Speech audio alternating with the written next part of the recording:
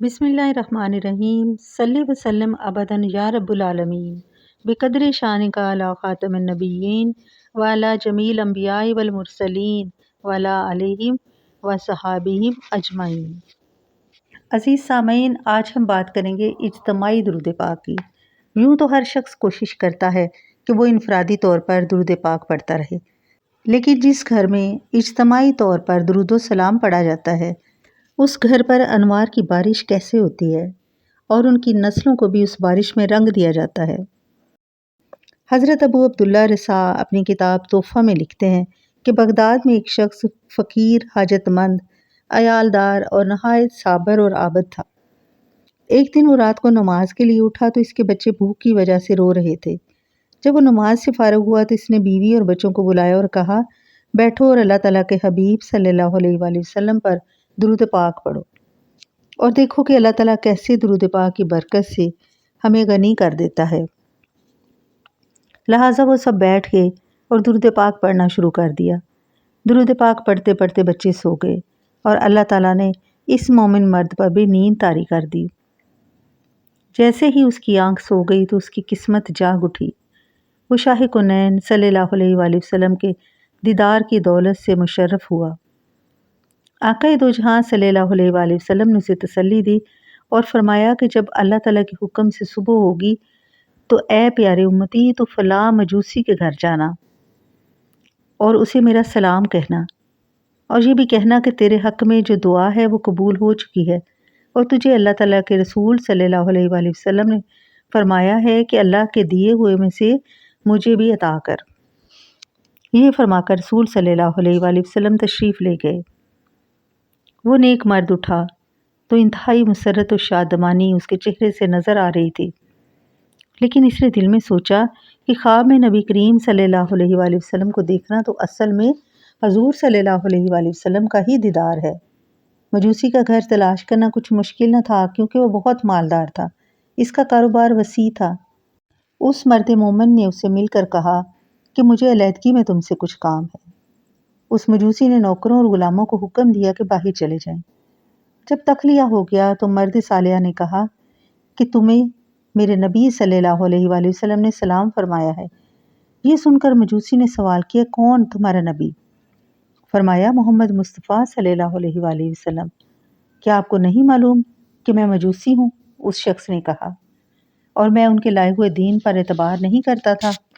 اس نیک شخص نے کہا، میں یہ سب جانتا ہوں، لیکن اس کے باوجود حضور اقدس صلی اللہ علیہ وآلہ وسلم نے مجھے اس بات کی تاکید فرمائی ہے کہ میں جا کر تمہیں بتاؤں کہ تمہارے بارے میں کسی نے جو دعا کی تھی وہ قبول ہو چکی ہے، اور اب تم اپنے دیے ہوئے میں سے مجھے بھی عطا کرو۔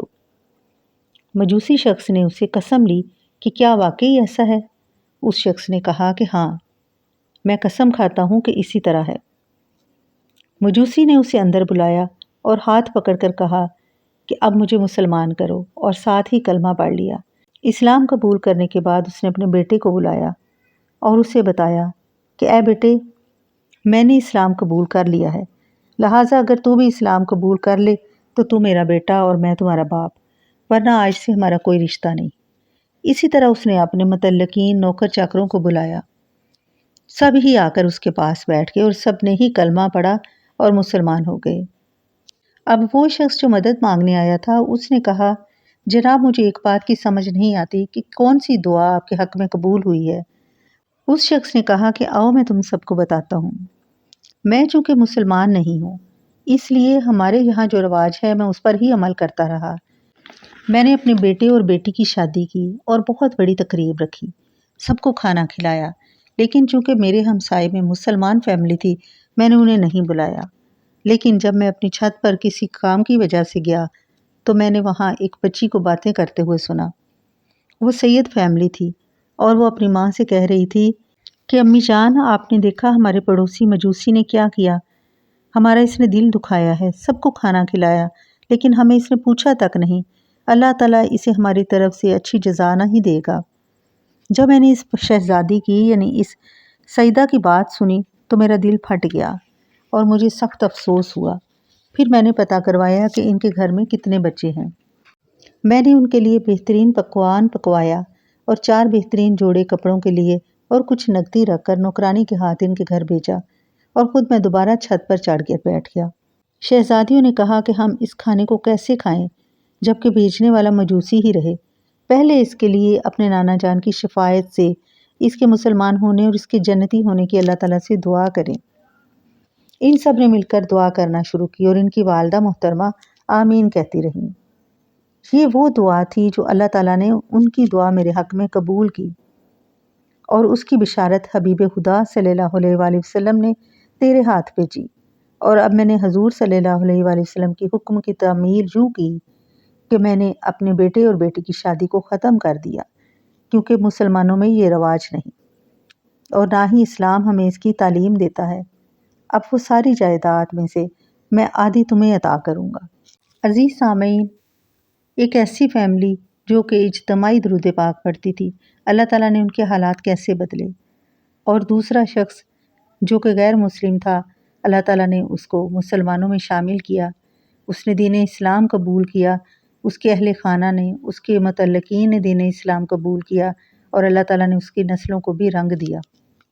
ہمیں اپنی دعاؤں میں یہ دعا بھی شامل کرنی چاہیے کہ اللہ تعالیٰ ہم سب کو کثرت سے درود پاک پڑھنے اور مجلس کی صورت میں اس کا اجتماعی اہتمام کرنے کی توفیق عطا فرمائے۔ عزیز بہن بھائیوں، اپنے گھروں کو ذکر الہی اور درود السلام کی کثرت سے آراستہ کیجیے۔